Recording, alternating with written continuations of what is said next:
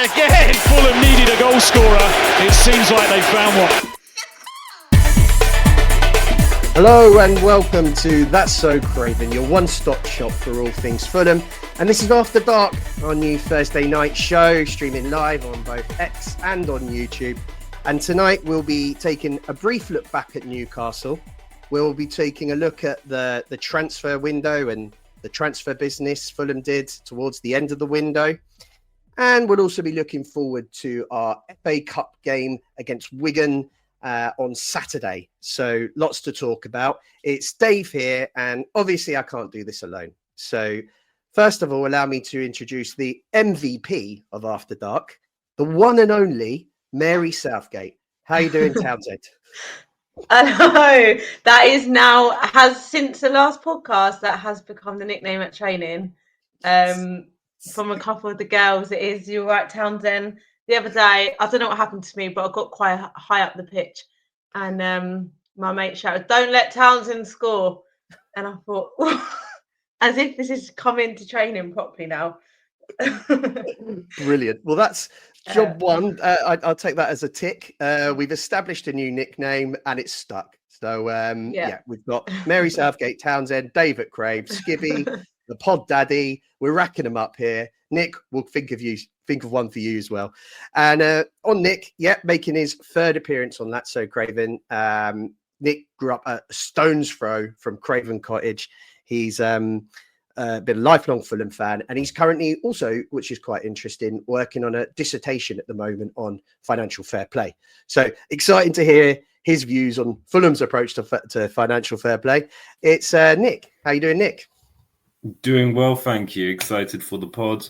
Looking forward to another round of FA Cup football and to reviewing what may have been a bit of an inactive transfer market for us this year. Well, yeah, it certainly was, wasn't it? Okay, well, look, we'll get into all of it. I think first off, I'd like to just say anyone that's following along, just send us through your comments, send us through your questions and your abuse, and we'll do our best to try and react to them during the show. First off, we'll take a look back at Newcastle. And if you didn't hear the post-match review by Elton, Sam and Mark on Monday, then please go back and have a listen, because it was an excellent show. And look, Mary, I don't know what happened with our predictions last week. We are all over the place at the moment. I mean, we did talk about the opportunity for Fulham, but no, we didn't give as much hope. So it was a real pleasant surprise to see us turn up, which we have done away from home. So I just wanted to kind of hear your thoughts on, how did we get it so wrong, and what did Fulham do so right? Yeah, I did think the same. I thought, what has happened to our predictions? First, Man United, we were buzzing about thinking this is going to be positive. Say no more on how that one went. And then, we got this one a little bit wrong, but don't mind coming away with the win. 5 points behind Man City after that win. Can't be complaining, but cliche as it is, probably what everyone said, it was definitely a game of two halves, which, to be fair, don't mind, because it played in our favour. I wouldn't say we were poor in the first half. I think we play good football. We know that. We keep the ball. We're neat with the ball. We know what we're doing, but we just couldn't really execute in the final third. And I think that was the problem with the first half. We just couldn't find that piercing ball, the one that we needed.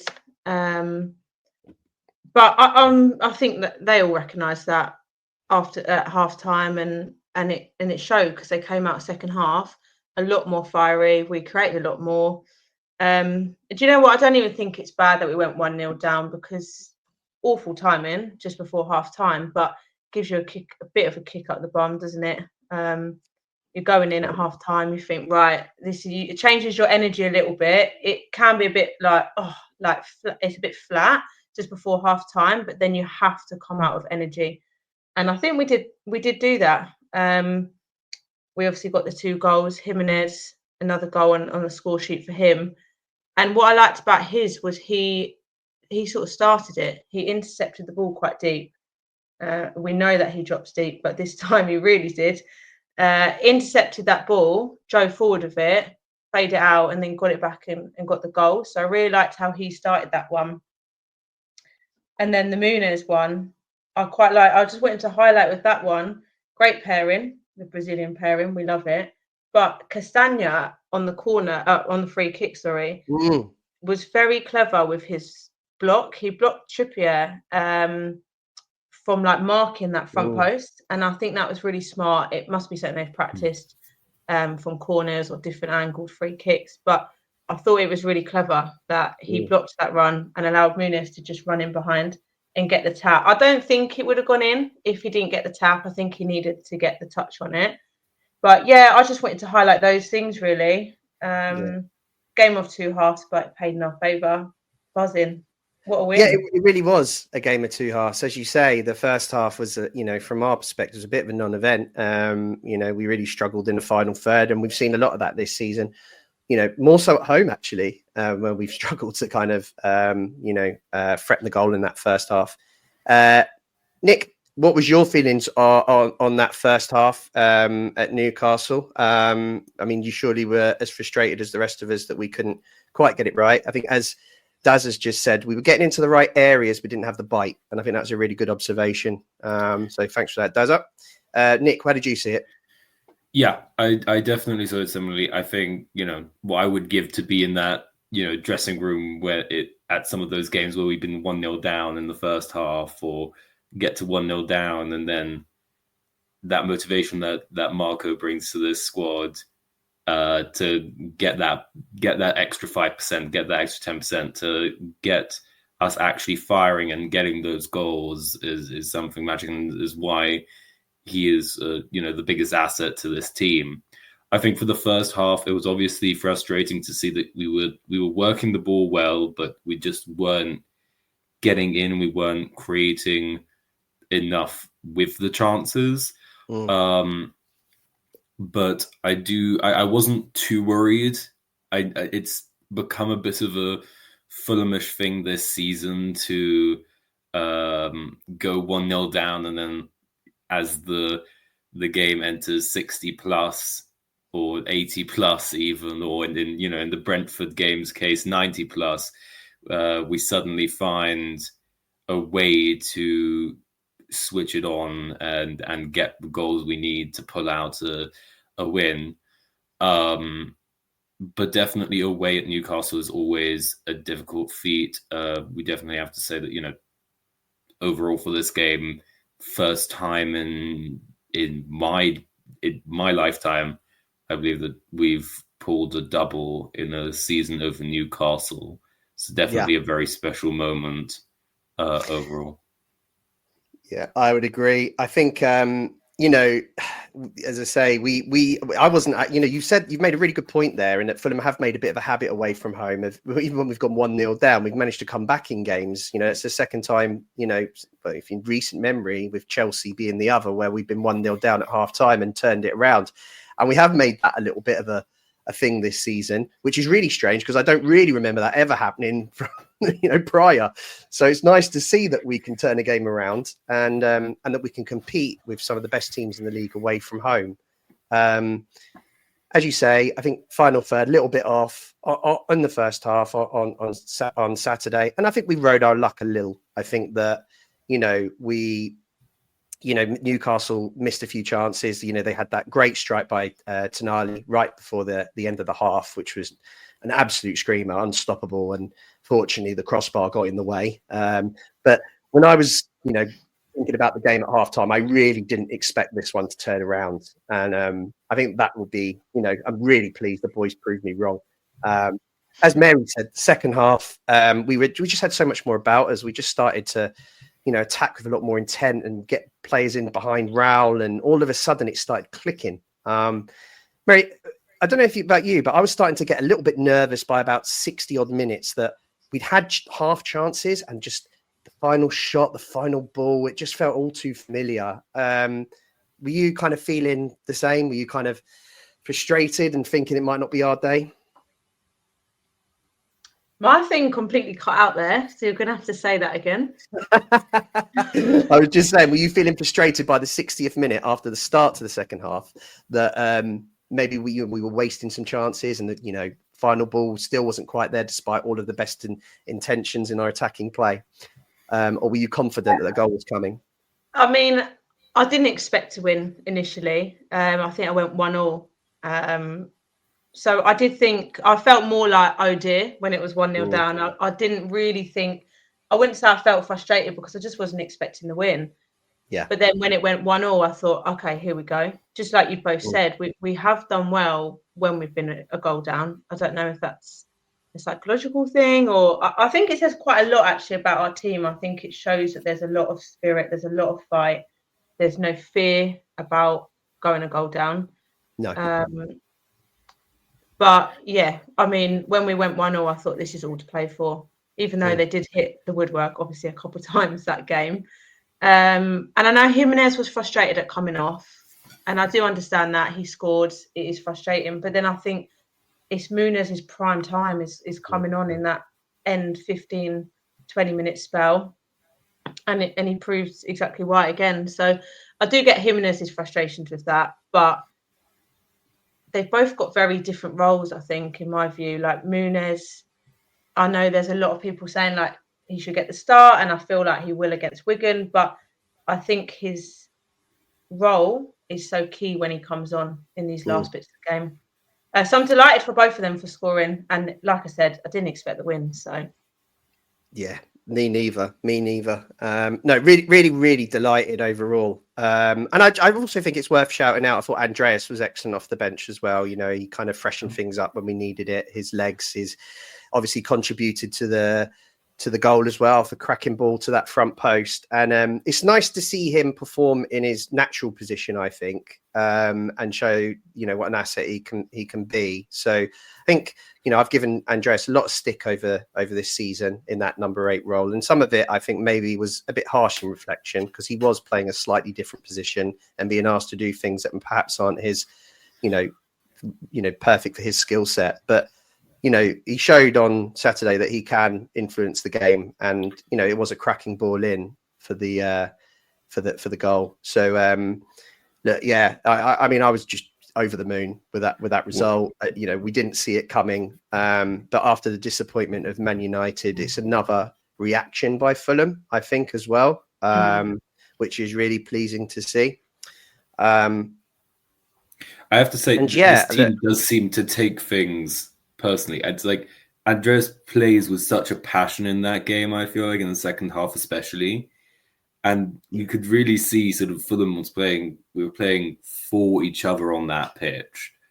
And you would say like about a reaction, this team takes those things to heart, I feel like, and plays with that added motivation behind them, which is why I think we can pull off some of these 1-0 down, turn them around to 2-1 up games, because there's actually a will behind finding that extra effort to win the game and taking it personally, not just as another Premier League game.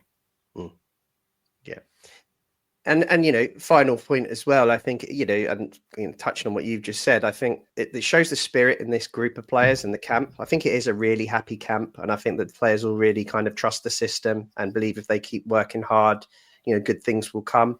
And I think that's really great to see. And we've seen it since the pre-season how well the boys appeared to be getting along, and all of the social media channels the club were releasing, and I think we've seen a bit of that on the pitch in how we don't give up and how we kind of keep going to the end. And all credit to them, because that's a fantastic 3 points. And then all of a sudden we'll all be talking about Europe again now, and until the next game.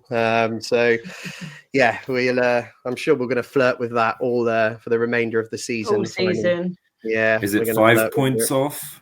Is it 5 points off Champions League now, or is it 6? Oh, you're thinking Champions League, Nick. No, I'm not thinking Champions League. You're not thinking Conference League. You've gone full on for the top 5. I think is, I'm all for it. Fair play. If Forest can do it, why can't we?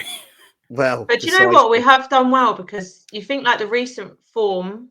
I mean, we lost obviously with West Ham, but we've drawn quite a few games and we still stayed in that top half. We slipped down to 9th, but points wise, we actually didn't go that far off. So this win has been massive in just putting us back in the mix. Because it could have gone. I think some results went our way a little bit with that, but we could have slipped down a little bit. For sure. But yeah, I'm staying off of Champions League. To be fair, I'm happy with. Conference or Europe. Yeah. And and I think where we are now is a really great achievement, and we really should be proud. I mean, it was only 4 or 5 years ago that we were in the Championship, and to now we're not even worried about relegation. We're all talking about Europe. We've got to take some, and we all want to kick on, but I think it's also about perspective as well. And I'm really enjoying not being totally stressed out by a relegation battle or a promotion, charge. I feel quite relaxed, and actually I just can look forward to the FA Cup this weekend without, worrying about Fulham's league position. I think there's a lot to be said for that, personally. But can enjoy it a bit more, can't we? We can enjoy it a bit more. And these, this is the other thing about this season, I think, is this season, right? Look, we might be 9th and we probably should be higher. What the moments that we've created this season, I just think it's one for the ages. And this is another example of that. This Saturday just gone, I think we've seen the win against Brentford at home. I don't think that'll be forgotten in a hurry. Chelsea away the first time in 40 odd years, and these points that we're picking up at Anfield and St James's Park, it's creating some fantastic moments. And I think that maybe we are a bit lower than we should be, but God, you can't take those moments away from us. We can dine off them for a long time, I think. Absolutely. Got to stay grounded.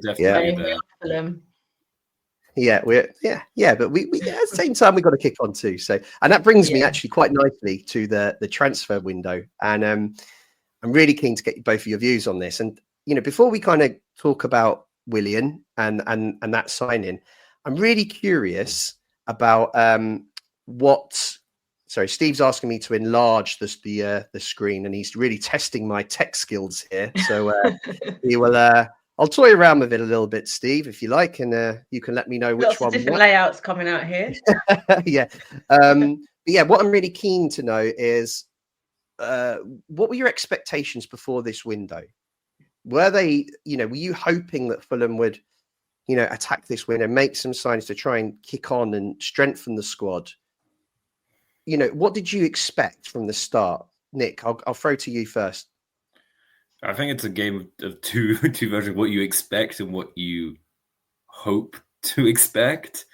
In the sense, I was hoping to see sort of one mainstay signing at least, a sort of really good, youth development prospect, which could, come and burst into the first team, which we did get.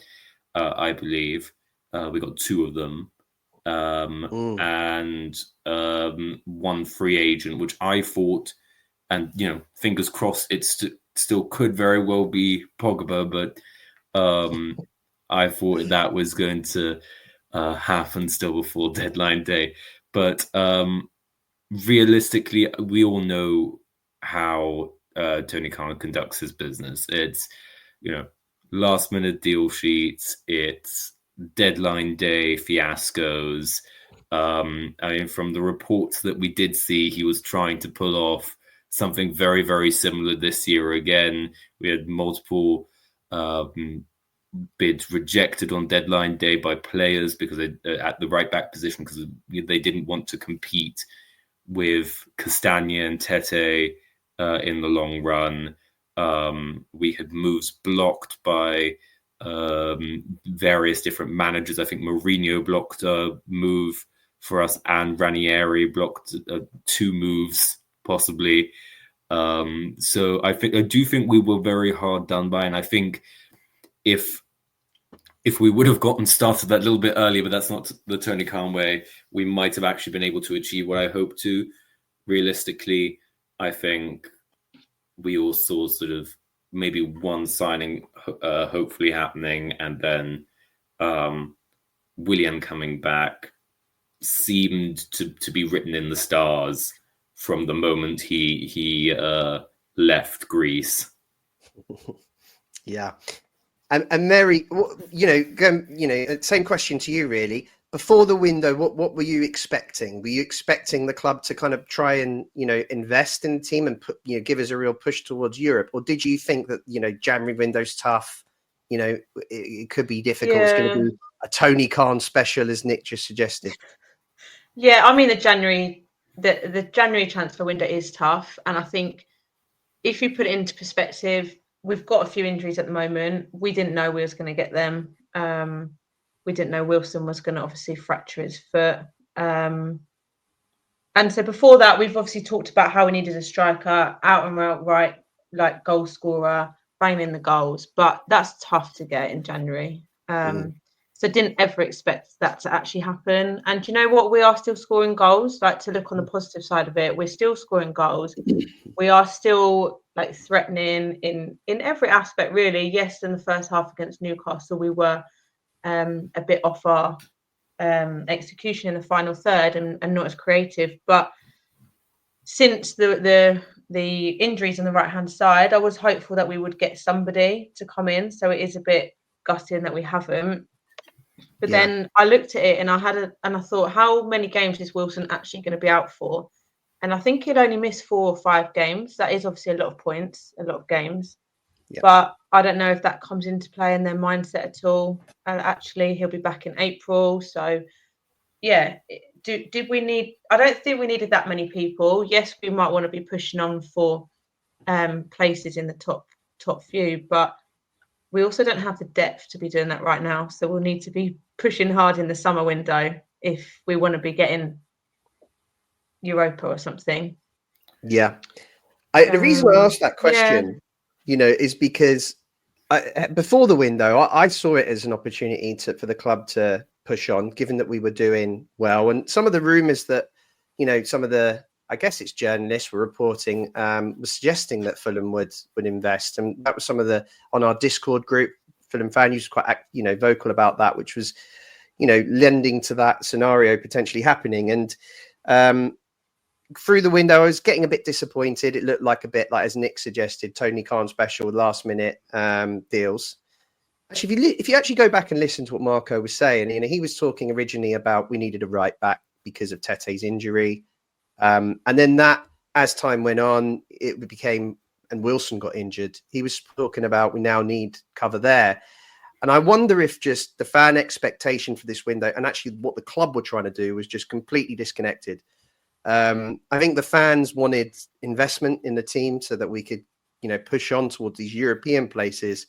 Yet the club were thinking, actually, we just want injury cover, to try and get us through to the end of the season. We're quite happy with the squad, and we just need to bring in, cover in key positions where we're short.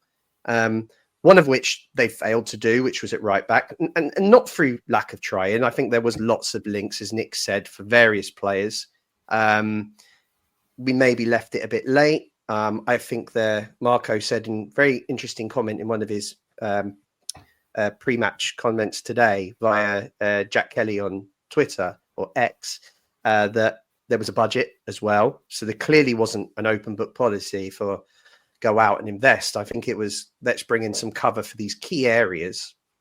And I think that was interesting as well is Willian. And Mary, Willian, in fact, I'm just going to throw it straight to you. How do you feel about this deal?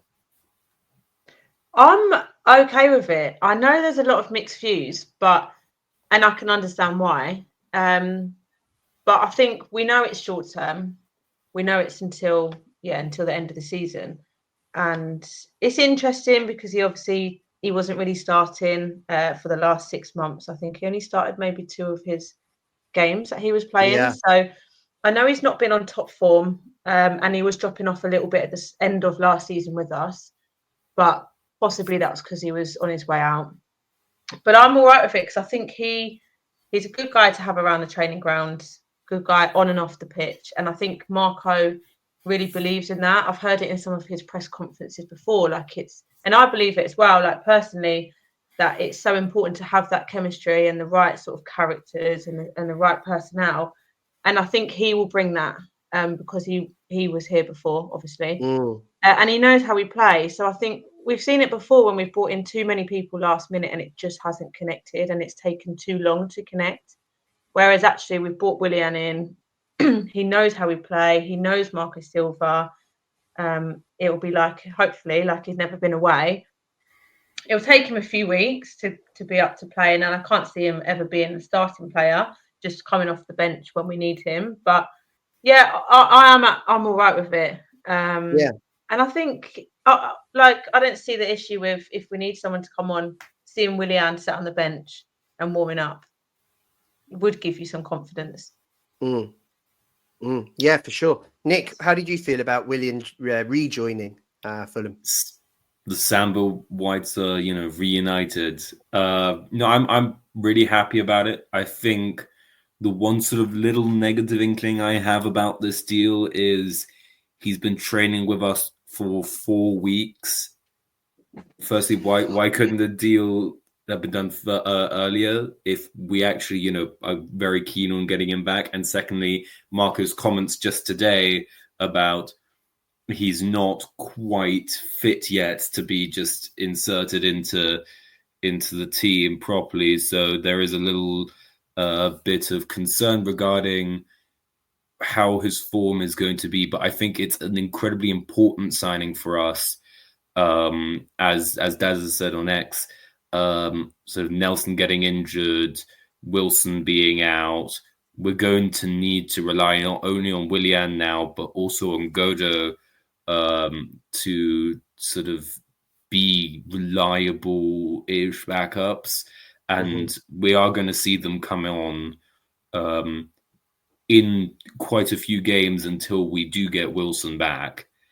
And to be honest, to have someone who has played with this group of players before, who has so many connections here, who has a play style which has served us so well in the past few seasons, where he's managed to be that spark of inspiration that we were really talking about during the summer, trying to get in the winger who could provide that zip, go for goal if, they saw the opportunity to, and provide that creative spark. He is that sort of a player for us in the past few seasons, or at least tried to inspire more of that.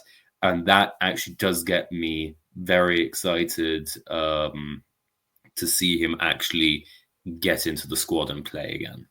Yeah, no, for sure.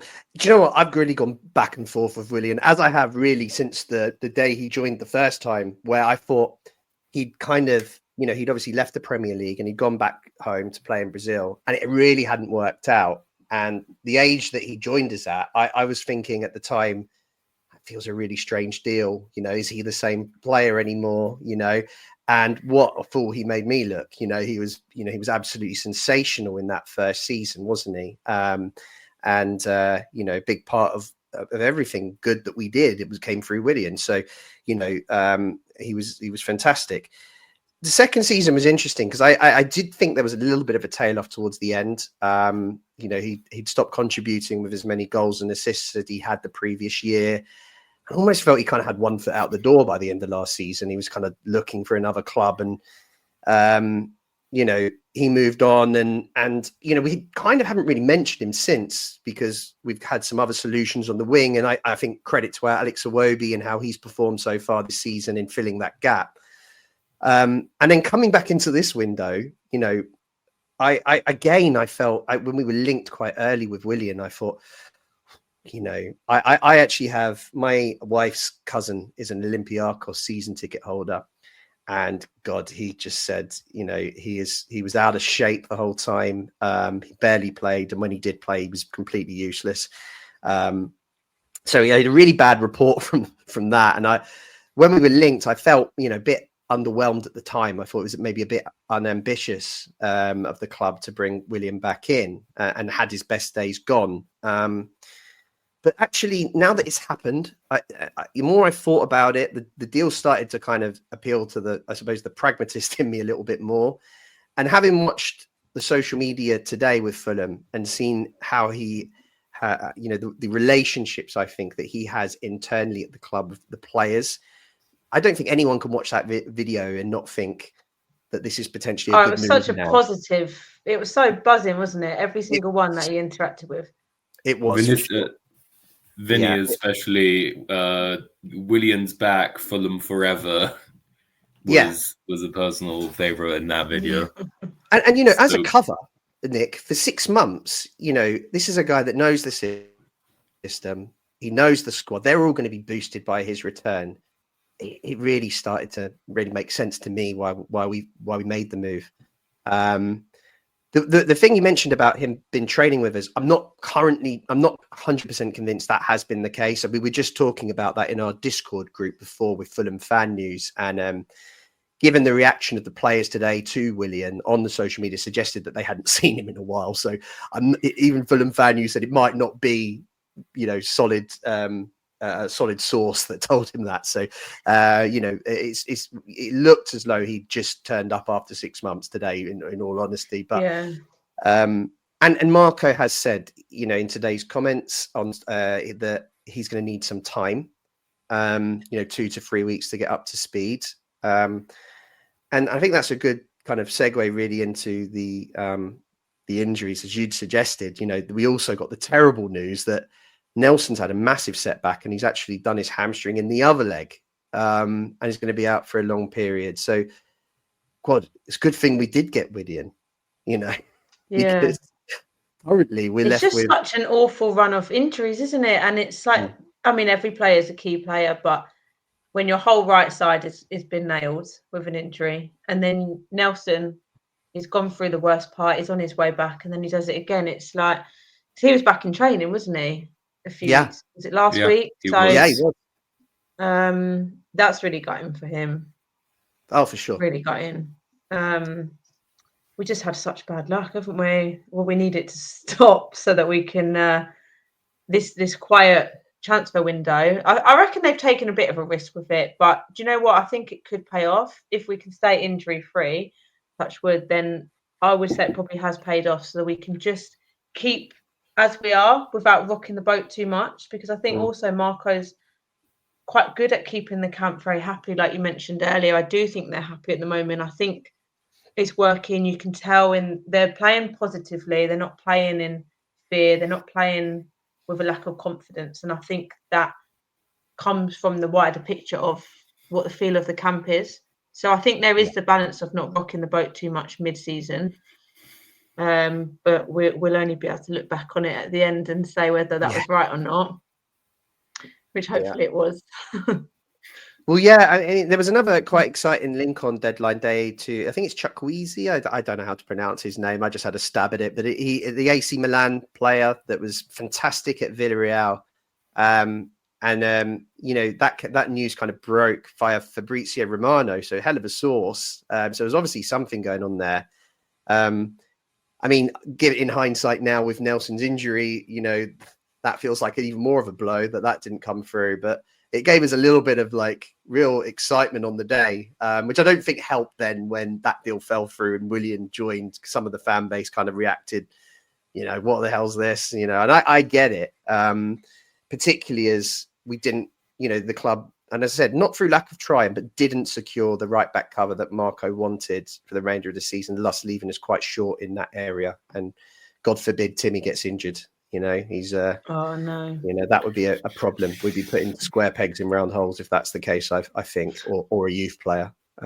So look, I think we play Iwobi out there. Is a potential. We could put a 5 at the back. We could try a youth player. I think Harrison Reed's been mentioned by people as he's played there before. So, but none are ideal, are they? None of them are ideal options. So I think it's and potentially they're not a player for pushing for Europe. Precisely. Yeah. That's the potential risk. So.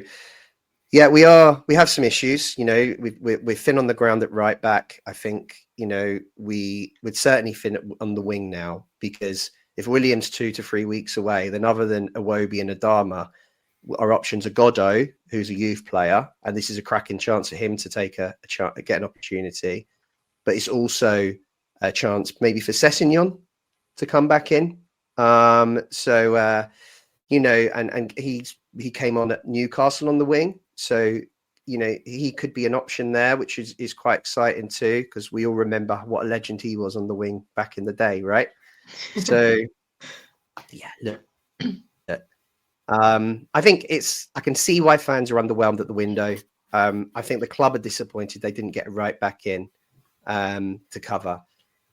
But as I think J9 _ FFC, if that is his real name, just said on the comments, you know, let's just hope Marco gets some backing in the summer. You know, and that's maybe the time to build the squad. Maybe January's the time to patch it up, and the summer's the time to build. Especially if, like Claire's just said in the chat as well, are we ready for Europe? At current, no, because we're so thin on the ground. But if we can like really push in the summer transfer window and get the depth, then I reckon yes. But if it was like as we are now, we're just so thin on the ground, aren't we? I'd love to see us in there, but then we'll need the Khans back in. We'll need to really push it in the summer. Otherwise, we'll see ourselves plummeting in the Prem, which we don't want to do. No. What I do have to say with it, though, is, and not to be overly pessimistic, if we don't invest in the summer, the likelihood of us losing Marco to a team that will start investing in him, seeing what he has done with so the money he's been given here at Fulham, will come, and I and no other Fulham fan would blame him for taking that opportunity if they say we'll actually push a budget behind you, and that would be devastating, I think, and that would set us back quite a few years as to what we've tried to work up now. So I do really feel like we need to invest in the summer, and it is a sort of do or die moment for if we want to get into Europe within the next 2 seasons, I'd say.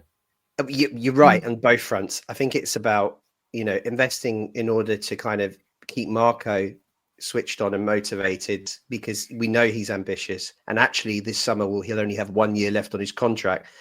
It feels like he only just signed a new contract and it's already expiring. But I think the club will be, you know, I have a feeling that they will be ambitious and will back him in the summer, because they'll want to tie him down to a new deal, and they'll want the momentum to continue, particularly as the Riverside should be bloody open in full by then, and they'll want to, you know, really kick on. I would hope so.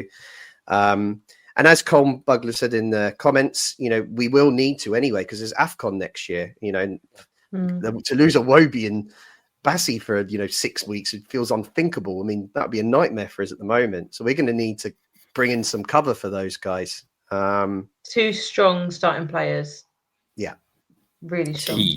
Key players. Yeah, I agree. And just to answer, Steve Reynolds raised a question about Godot, who was actually at Watford all day on deadline day, in the instance that we were able to bring in another winger.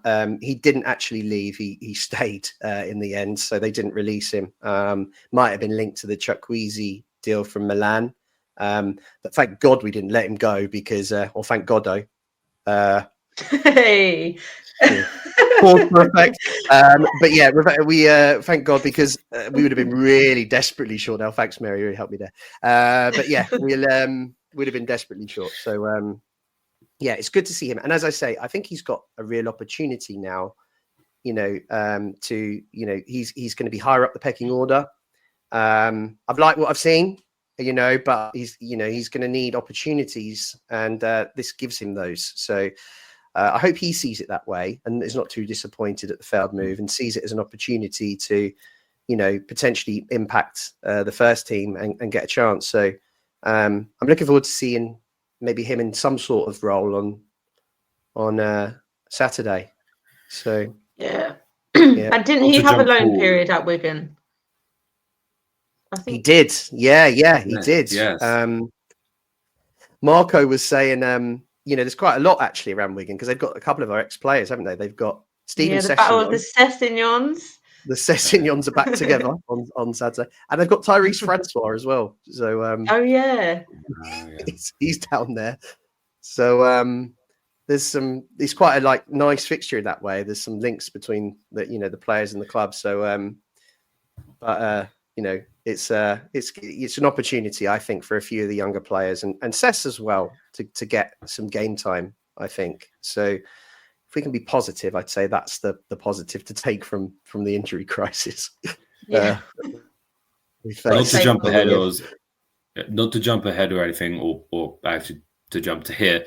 I think Godo has to start this FA Cup. Oh, really? If we're trying to show him, we wanted to send him down to the Championship for development. If we're trying to show him you're actually going to get development here this season still, if we're trying to actually ensure that, our depth that's going to come on has got some good playing time under their wings, we need to be starting him. And yeah, sorry, I'll leave you off to introduce the game though, because I jumped. Oh no, please go ahead. I mean, look, let's move on to Saturday.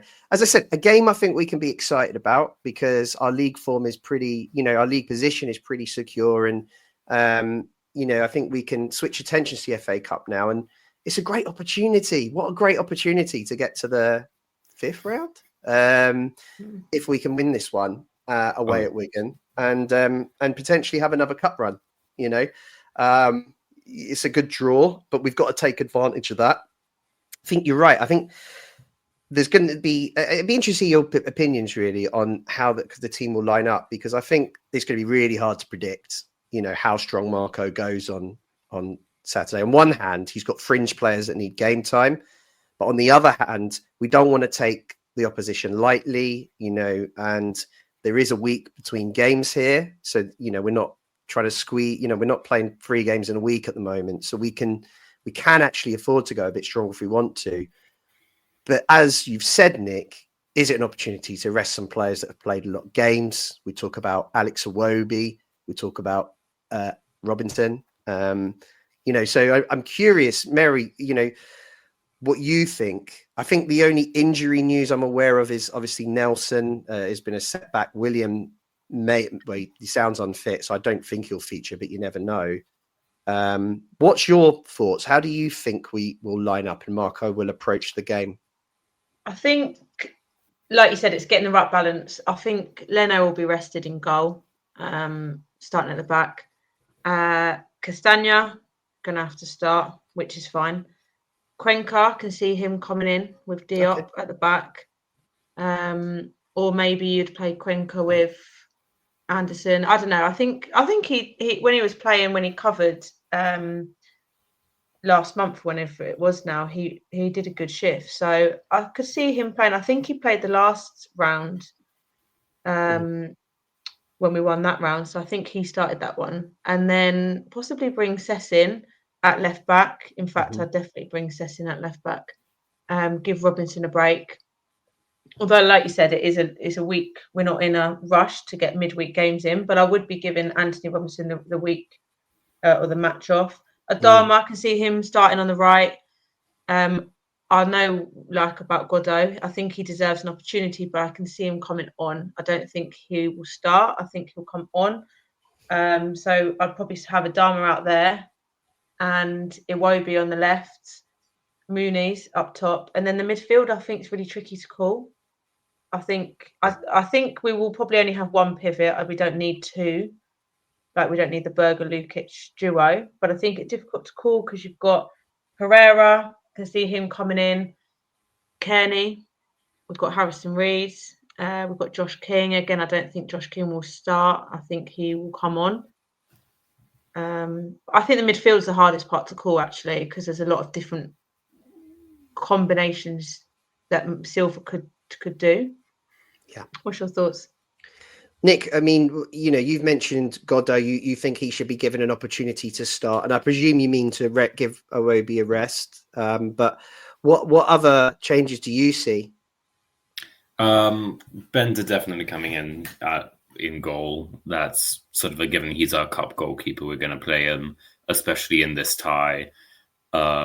He did fine against Watford at home. When I saw him, there was one shaky moment, but I think he will be fine. I think we're going to have to play Castagna, as Mary said. Cuenca Diop is sort of the pivot in at centre back that we're all expecting, because I think just give Anderson and Bassi, give them the week. Again, Muniz up top, I think has to start. I even think Marco's given Raul the whole week off. I don't expect him to actually be on the bench. I think I saw something about him proposing this last week, so I sort of have an inkling that he's been off for a week, enjoying life, and will be back to training quite soon. But I do think my opinion differs a bit on the wings and through the middle. I think on the wings we should be giving Godo the start. I just think that looking at this past transfer window, if Wilson is injured, we don't have Nelson coming back, I think we should give Wobie a rest. I think Adama, is a very strong weapon to come in the team, but I think Godo should be given a start. I don't think he'll play the whole time through. I think by maximum 60 minutes he's out of the game, and we're sort of bringing in some backups, but I do think that he is given the chance through the middle. I think I do want to see ESR, I do want to see Smith Rowe actually start this game. Maybe in some sense of giving him a confidence booster if we do really well in this game, if he can get a goal or even an assist, that might work its way in quite nicely. We saw in the game against I can't remember. He scored a goal and his entire mood changed. That entire second half. That would have been Leicester. Yeah, against Leicester, his entire body movement changed. He looked like a changed player in comparison to what we've even now seen again, sadly, against Newcastle. So I think he needs that confidence boost. Yeah, it's interesting. I think we'll go a bit stronger, just because there is weeks between games. I'm unsure about whether he'll bring Leno straight back in. Bender played the first game. Maybe he will keep him in for the second, considering you'd expect us to have more of the ball and create more chances. So do we necessarily need Leno, for this game, or can we get through it with giving Bender some minutes? I think I probably would say yes. So I'd probably favour Bender for the start in this one. Right back, what else can we do?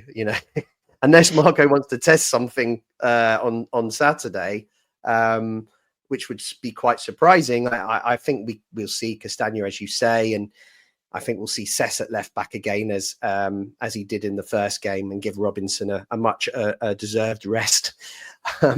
Centre backs is where maybe it's a bit different. I'm not sure. I think he might keep Bassi in just to keep some first team regulars in the side.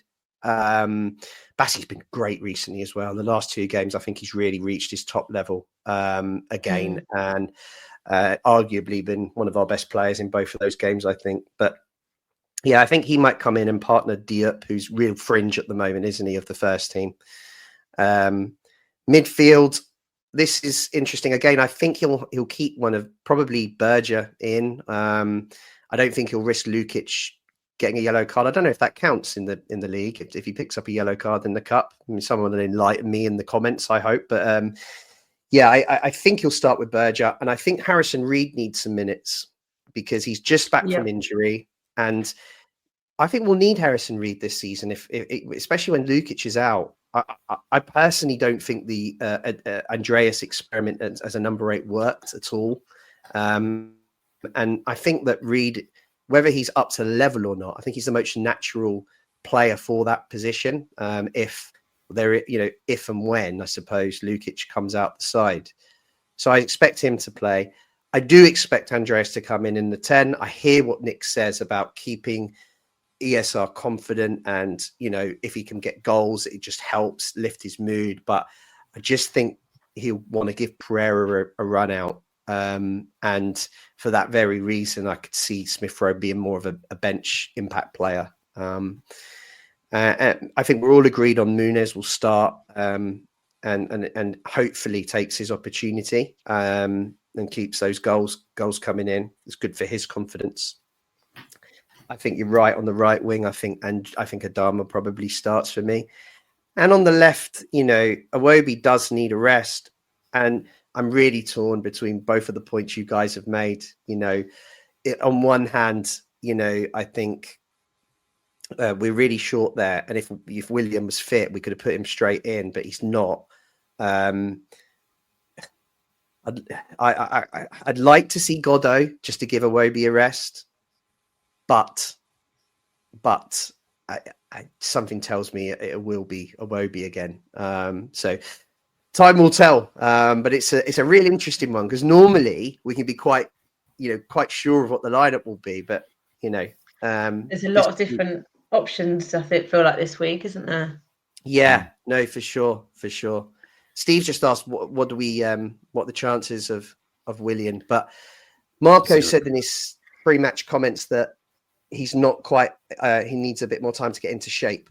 I think it was words to that effect. I think that doesn't strike me. You say 15 to 20 days or something like that. I feel like he said. Yeah, that doesn't strike me as a player that's going to start or maybe even come on. It strikes me. I don't even think I'll see him in the squad on Saturday. I agree. I think it might be a bit too early for him. And what you don't want to do is, given that we're short already, bring in someone who's not fit, match fit, and then pick up an injury. That could easily happen. We can't be doing that. We just can't afford that. So I think if we can survive without him on Saturday, we shouldn't probably risk him. I think that would be the sensible play. I don't know what you think, Nick, but yeah, I agree. I don't think it's worth, especially sort of as we don't want to show a weak side here. I do say I stick to my point with Godot, just as we need him to be playing well if we want to sort of have him come on as a backup. Yeah, but I think Willian is a bit of a stretch until Marco declares him actually fully match fit. I don't see him coming on.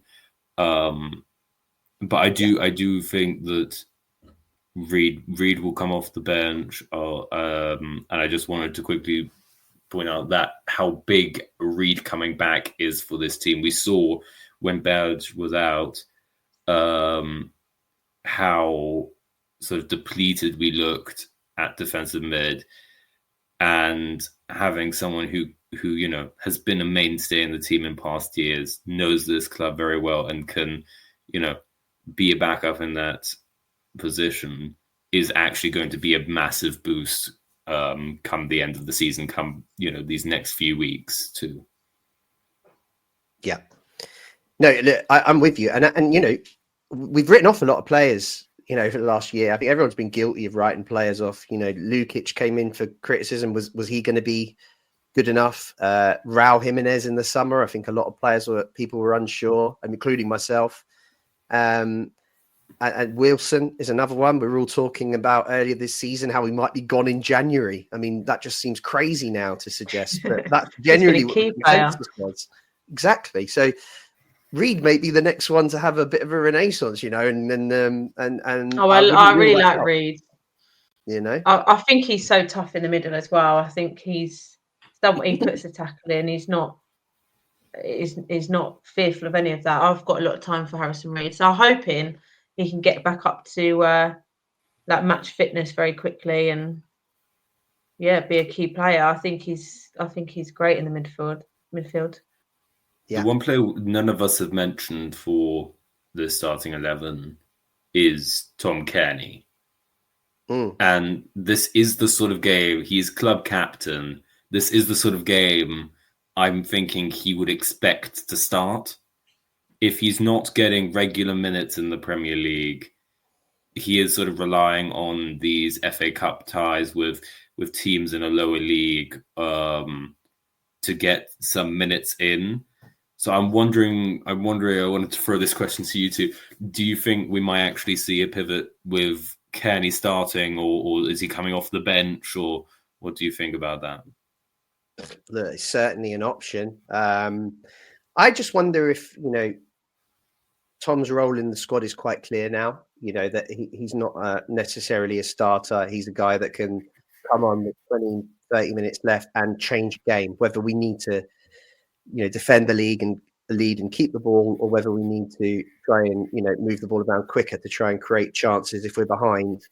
And given that we, other players like Reed haven't had as many minutes as Kearney, I just wonder if there's a need really to play Tom from the start in this one. But you make a good point. He'll want the minute. It's just whether Marco agrees. What do you think, Mary? Yeah, I think the same as you, to be honest. He does change the game when he comes on, and he's that player that you can trust to come on and calm it down when it needs calming, find those key split balls that he needs. You can trust him a lot on the ball, and he will absolutely be wanting the minutes. I mean, he could go down. Marco could do like a Kenny and Herrera, and have them both on with Berger behind them, Berger behind them. But yeah, maybe he'll go down that route. But like you say, we've got to find the balance of getting some starting players in there. Yeah. And not, yeah, I don't know. I feel like there's a lot of different combinations he could do in the midfield this week. Yeah, I agree. It's a bit of a, your guess is as good as mine kind of scenario. Yeah. But no, it's been really interesting. One thing I can't tell you is how Wigan are going to line up, because I'm, no disrespect to Wigan, but I'm not on top of their, their players, and I know that they're a little bit disappointed, I think, in how this season's going, and I know that they've also lost their kind of best winger, I believe, into is it Luton, I think, in the transfer window. Yeah. So I think they sit at, bottom half of the League One table, if I'm right. I think they're about 9 or 10 points safe. So Okay. they're actually still not. They're still in a bit of a battle. Well, in some sense, there's still plenty of games in that league. So. Okay, they've got a chance at playoffs still, is what you're suggesting? No, in the bottom half, 9-10 points from safety, I think. Yeah, fair enough. If I'm not wrong. So, we won't get too much involved into the Wigan team news, but I think we all expect Fulham to, kind of dominate this game. We should do. We've got the Premier League players, and we should be the team that's the stronger team on the day. And I think we'd all expect to win. I think we'd be really, really disappointed if this is where we exit the FA Cup. I mean, I don't think I don't think anyone will disagree with that. And as I said, it presents a real good opportunity, doesn't it? It's a real good opportunity to progress to the next round, and hopefully get another draw of a team lower down the leagues, because I would take that all the way to Wembley personally. I'm just going to press you now both for a prediction on the game. So, Nick, give us a score, and make sure it's a Fulham win. I'm gonna sort of roll off the Watford game. I think we're gonna play sort of similarly. The scoreline's going to be pretty similar. I think it's going to be something like 4-0 to Fulham. So a pretty big score, but I do think that we have the firepower. It is a team, 2 leagues below us, and we are trying to tie in some starters. I do think we have the quality to get those goals. I'm going to go one step further, and I'm going to say Muniz gets a brace. First time he's going to score two goals this season. Let's hope that also comes true. But I don't know. What do you think, Mary? Love the confidence there. I mean, 100% going for a win. Absolutely. I am going to go.